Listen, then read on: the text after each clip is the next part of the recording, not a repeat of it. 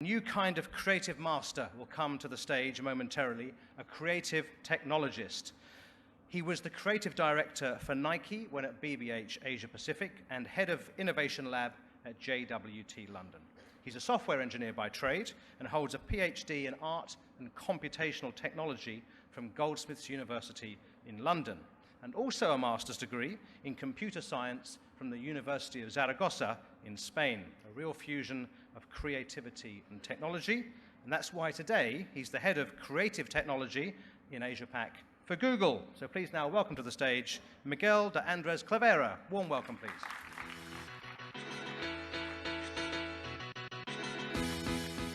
Hello, everyone. Thank you much for the intro. How are we doing? How is the heart energy levels in the room? Great. I'm very happy to be here, and I'm actually very excited about having spent some time with some of the most creative minds and talented people in the industry for the past few days. And I'm also really excited because I'm going to be talking about an opportunity for those creative minds to perhaps come up with stuff that they've never been able to do before, or even solve problems that they're not meant to be solving, which is an exciting proposition. So just out of curiosity, how many of you have heard anything about have not heard anything about machine learning before? Anyone? A few there? Okay. All right. And how many of you think that machines are going to take over us humans in the coming future? Right. Well, so I'm not going to be talking about that, fortunately. What I'm going to be doing today is I want to share with you some of our excitement when it comes to what's possible with machine learning, and I want to give you a few tips and a few tools for you to get started and see what you can come up with.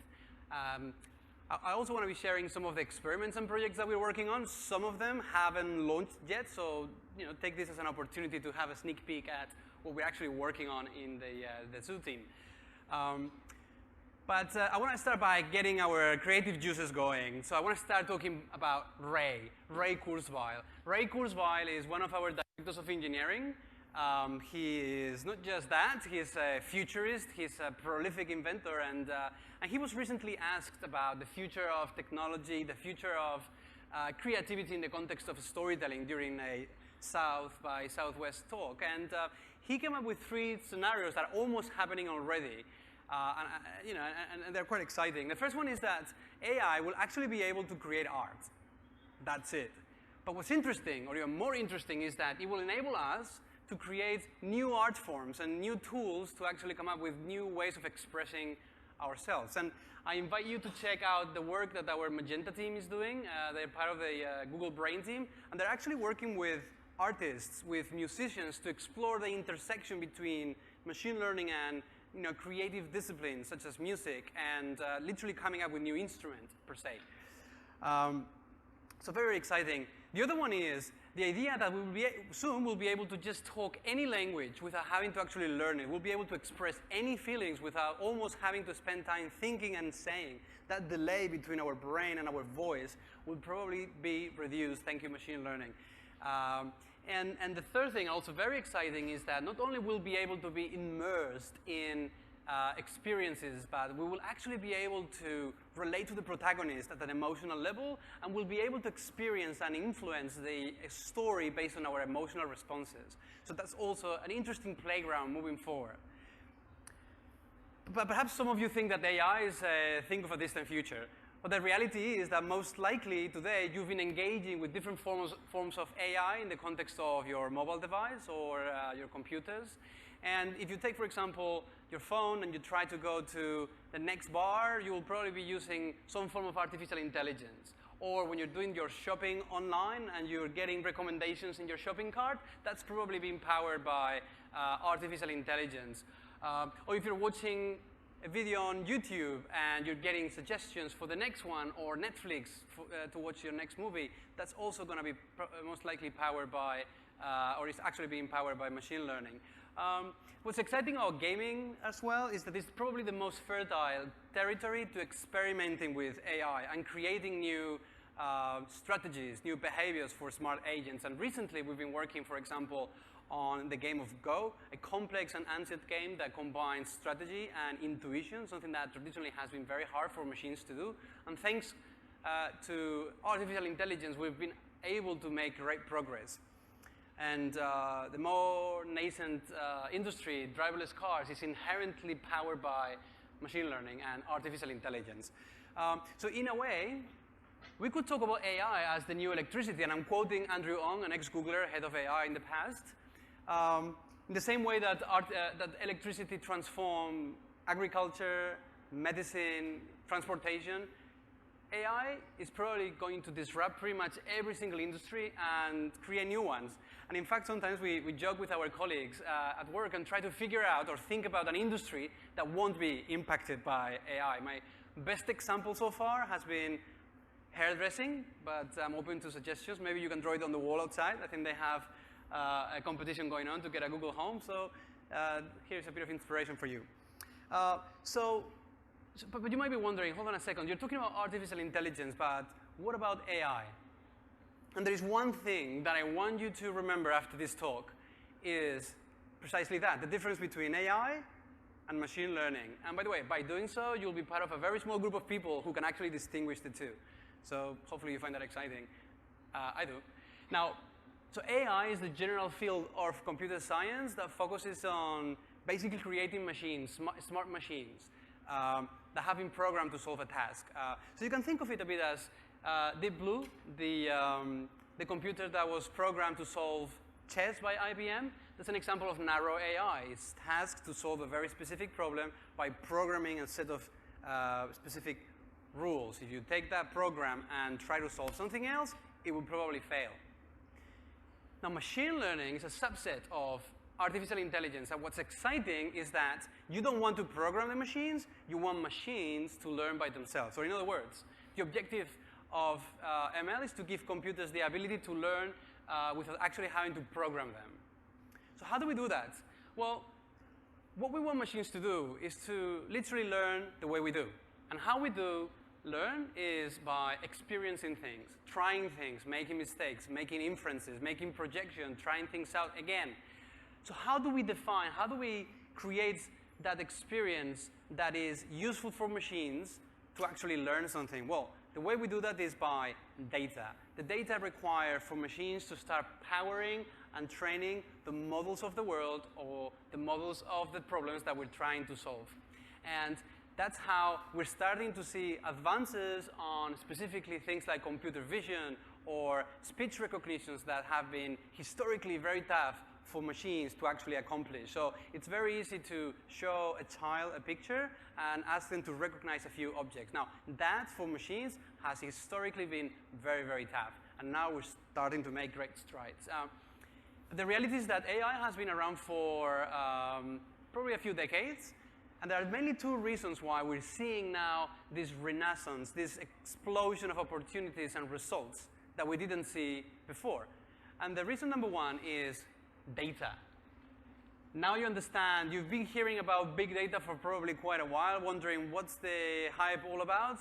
Well, with all that data that comes from the internet and all the pictures that we're taking and all the proliferation of information about locations and so forth, we're able to create a sufficient big enough amount of information for the machine learning models to learn and to make predictions about the future and to iterate, to try new things and to get to conclusions and finding patterns that we're not able to find because we're not really good at finding patterns. So data. The second thing, in order to process all that data, we need supercomputers. We need processing power. We need things that are able to basically almost instantaneously go through all the possible combinations of hypotheticals in order to get to a conclusion. And data centers, supercomputers, even chips that now have been designed for ML specifically is something that we're actually focusing on. And if you think about it, it actually makes sense because if we try to make sense of the world around us, well, the world doesn't follow logical rules. If we program a machine with rules that we know, we'll never get to a conclusion that we don't know. And that's what's exciting, to try to see if we can get machines to make sense of this crazy world that we live in.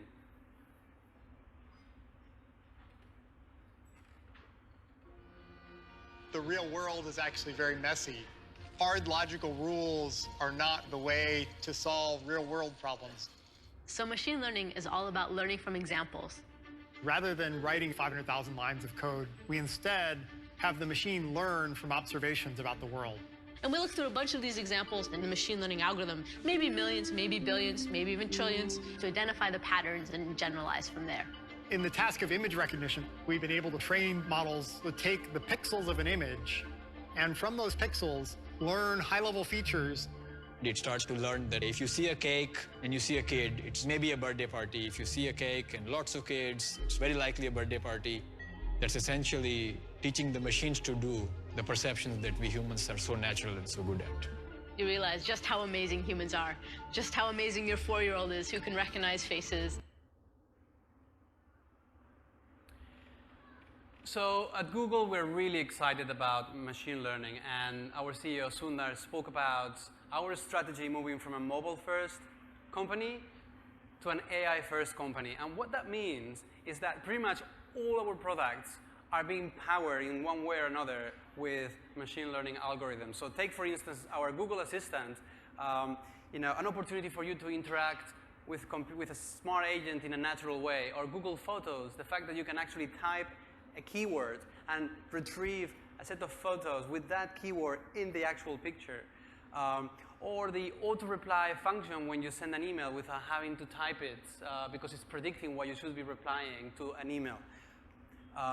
Or our efforts to democratize ML in the context of the cloud. So cloud vision, cloud speech, all the tools that we're creating so that anyone can actually use our models to improve the way machine learning can be used. And our Pixel phone that relies on software algorithms to actually improve the images that you take with the phone. But what does it all mean for you? I mean, how can you actually use machine learning, and what tools do you have available in order to make a bit of an impact, or in order to just literally experiment? And it's actually quite straightforward. I'm going to share with you 3 tips. 3 tips for you to understand what machine learning is trying to do and what tools we can use, with a bit of an experiment, a bit of an example that I'm going to share with you of stuff that we're working on. So, thing number 1. One of the most exciting things that machine learning is trying to do is enable meaningful human-computer communication. So that basically the tyranny of the desktop is over. We want to engage, we want to interact with smart agents in ways that we haven't done before, through voice, through text, through chat, through gestures. And things like our platform, API.ai, allow us to create conversational interfaces, chatbots, in seamless ways and create services that we weren't able to create before. And I want to share with you a project that we're about to launch in a few months with a very big sports brand and our great friends from BBH. Anyone from the Philippines in the audience, by the way? All right, a few people. So in a few months, we're going to launch a project to try to solve an interesting problem. So basketball is almost a religion in the Philippines, and Pinoy players have the passion, have the tools, but sometimes they lack the data to actually access the best of sports training content online on the court. So we're solving that problem with a technology that we have that allows us to stream locally YouTube content. And we want to create a tool that allows us to understand more about the behavior, the performance, and the improvement of each Pinoy player while they are playing at the place that matters the most, the court.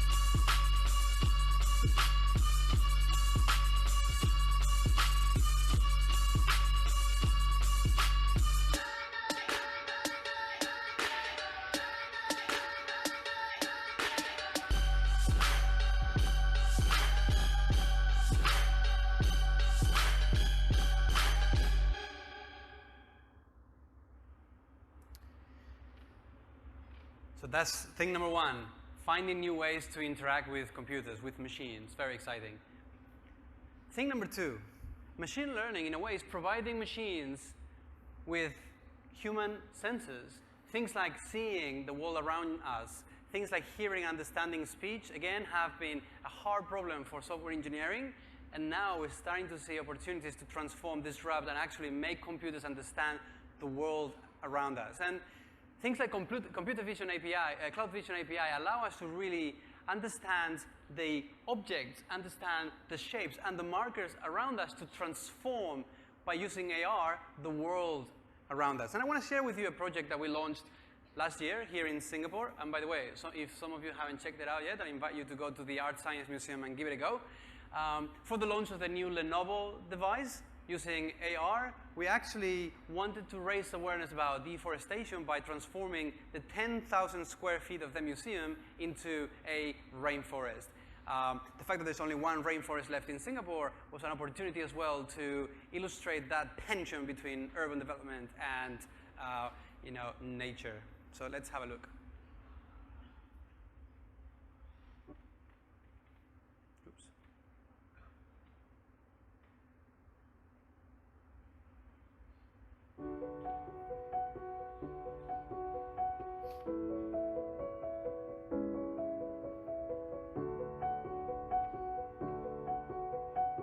The challenge for WWF has always been about getting people to relate to the issue of deforestation, especially because they're so far away from the problem.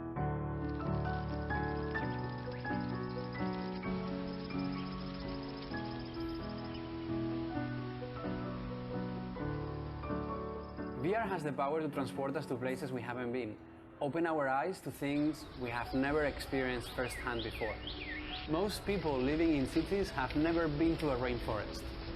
So we decided to bring a rainforest to a city and make it accessible for everyone.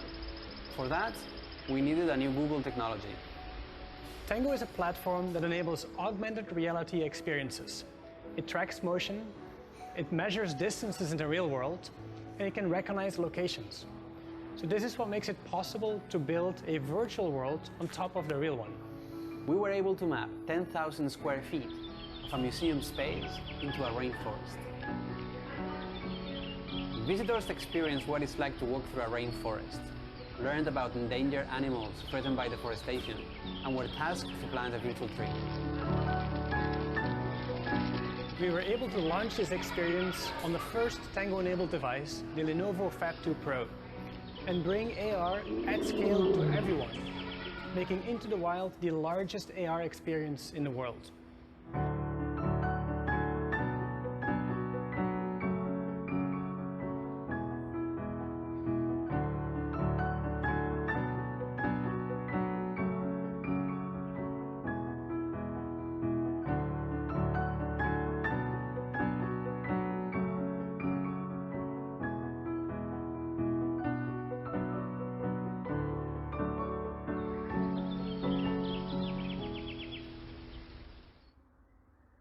So human senses, machine and human senses. Now, the third thing, and probably the most exciting, or at least the most meaningful one, it seems like we've been living in a black and white world when it comes to interacting with machines and how we perceive them. We never expect from them more than perhaps a utility, an assistance that is based on a need that we have. But when you start thinking about a transition from assistance to companionship, you start exploring emotions. You start exploring the idea of actually preempting what the user is going to need. And there is a great opportunity to use a tool that we have, TensorFlow, to create models that help machines understand more about human emotions, understand more about content and how to react to it. And we're going to start thinking about how can we create companions powered by machine learning that can actually provide that feedback loop that makes them feel more human. And we've been working on a research project with Cornell University.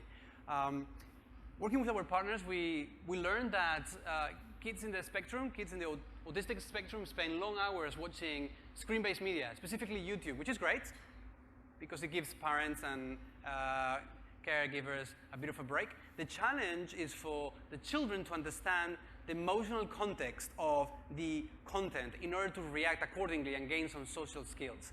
And therapists found that actually they pay more attention to creatures, animals, pets, robots, anything but humans, in order to develop those joint attention skills. So what we decided to do was to use machine learning to create what we call the low-cost cardboard for social robotics. We want to create a companion that is so inexpensive that any family could actually almost download it, customize it, and run it with YouTube. So let me show you a very early prototype that we've been working on.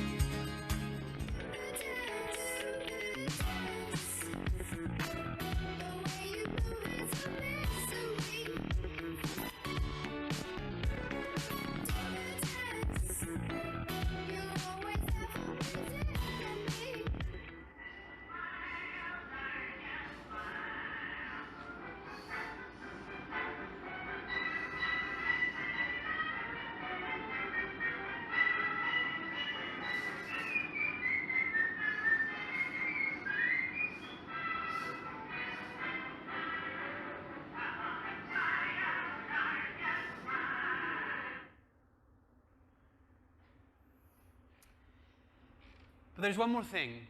When a new technology comes about, there is this amazing opportunity to explore the limits, to redefine what it's for, to collaborate in order to figure out new opportunities to create something that hasn't been done before. And at the core of that is experimentation.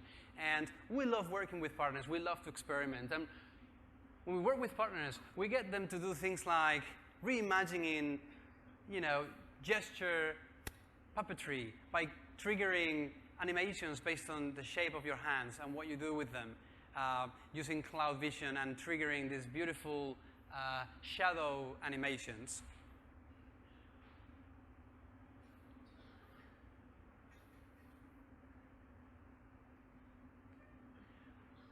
Or, for example, we can challenge the computer to guess what we're actually scribbling. I see keyboard, or bracelet, or sleeping bag, or skateboard. I see blueberry, or frying pan. Oh, I know, it's flying saucer. Or we can even partner with people like Disney to reimagine bedtime stories and augment them using sounds that get triggered through speech recognition. And this is a project that we recently launched with Disney in Australia. Belle threw on a cloak and leaped onto Philippe's back. "Take me to Papa," she commanded. Philippe sped through the forest until he came to the dark and uninviting castle. So there is this non-written rule in the VC world, in the venture capital world, that says that the toys of today are the platforms of tomorrow. So this is how it all started. Very simple prototype with a powerful technology to reimagine a meaningful moment between parents and kids. Now, 3 things. Machine learning is actually helping us interact with machines in new ways. It's helping machines acquire human senses. And it's probably, hopefully, actually, helping them be a tiny little bit more human. And so as machines become more like us and hopefully help us be more creative, they will also give us an opportunity to solve problems that we're not meant to be solving. Maybe you can challenge your industry to actually tackle issues that up until now you weren't able to tackle. And remember that perhaps the most human thing about us is technology. 387 million people with diabetes are at risk for diabetic retinopathy. It causes blindness. The way that you can find signs of diabetic retinopathy is by taking pictures of the back of the eye. But there's just simply not enough doctors, and it takes hours for an interpretation.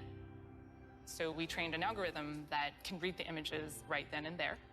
The algorithm can help the doctors get more people screened for the disease. The more you see machine learning and the kinds of things it can do, the more you see opportunity for it to improve people's lives. You can use machine learning to save power at significant scales, even track the spread of diseases and epidemics. We could use a computer vision model for everyone who's visually impaired. We could make speech recognizer for everyone on the planet and drastically improve the experience of millions and billions of people. I don't see any area of science or even of human endeavor that learned systems can't help with. If you'd asked me a few years ago if a computer would be able to do this anytime soon, I would have said, I don't really think so. It's very, very empowering to imagine what's going to come. We're thinking thoughts and doing things that, no man has ever done, and sort of setting forth and setting foot in really new intellectual territory here. The promise of AI and machine learning is that we can actually produce solutions to previously unsolved problems that will really help people.